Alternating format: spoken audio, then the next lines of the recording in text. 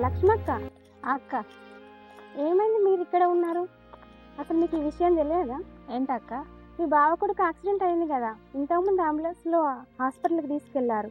ఓ వాళ్ళ వాళ్ళు మాతో సరిగ్గా మాట్లాడరు, చూడడానికి రానే రారు, మమ్మల్ని పలకరియను. వాళ్ళని మేము ఎప్పుడు పోయి చూసేది? అవునా? ఎందుకు అట్లా ఉంటున్నారు? మాకు ఎప్పటి నుంచో మాటలు లేవక్క. భూముల వల్ల గొడవలు అయినాయి, దానివల్ల మేము ఎప్పటి నుంచో మాట్లాడుకోవట్లేదు. చాలా రోజులు అవుతుంది. అయ్యో, అట్లా అయిందా? అలా ఉండకూడదు కదక్క. దాదాపు 10 సంవత్సరాలు అవుతుంది అక్క, ఒకరు ముఖాలు ఒకరు చూడక. ఇప్పుడు యాక్సిడెంట్ అయిందని మీరు చెప్పగానే నేను వెళ్ళి పరిగెత్తుకొని నేను చూడను.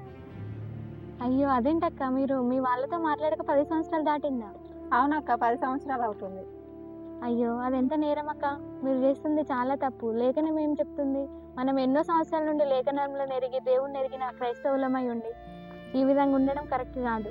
పేతురు పత్రికలో ఒక నీడలొకరు మికటమైన ప్రేమ గలవారై ఉండేది, ప్రేమ అనేక పాపములను కప్పునని లేఖనం చెప్తుంది.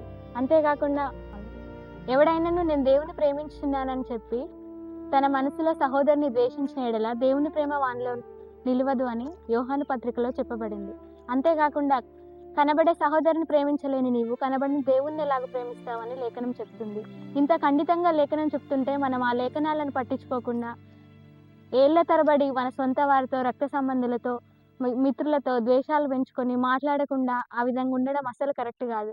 మనం దేవునికి భయపడ్డట్టు కాదు, దేవుని లేఖనాలకు లోబడ్డట్టు కాదు. మనము ఎవరినైనా శత్రువులను సైతం ప్రేమించాలి, క్షమించాలని లేఖనాలు ఎన్నో చెప్తున్నాయి. కాబట్టి మన ప్రేమ ద్వారా అనేకులను దేవుని వైపు త్రిప్పేలా మన ప్రవర్తన ఉండాలక్క. సరే అక్క, ఇన్ని రోజులు ఏదో తెలియక తప్పు చేసిన వాళ్ళను, దేవుణ్ణి బాధ పెట్టినా, మా వాళ్ళని బాధ పెట్టినా చూడకుండా, వాళ్ళను పరామర్శించకుండా, అసలు పట్టించుకోకుండా మా వాళ్ళని కూడా నేను అనుకోలేదు. దేవుని వాక్యాన్ని తెలిసి కూడా ఇలాగూ తప్పిపోయాను. దేవుణ్ణి కూడా క్షమాపణ అడుగుతా. దేవుణ్ణి క్షమాపణ అడిగిన తర్వాత మా వాళ్ళని వెళ్ళి కూడా చూసొస్తా అక్క.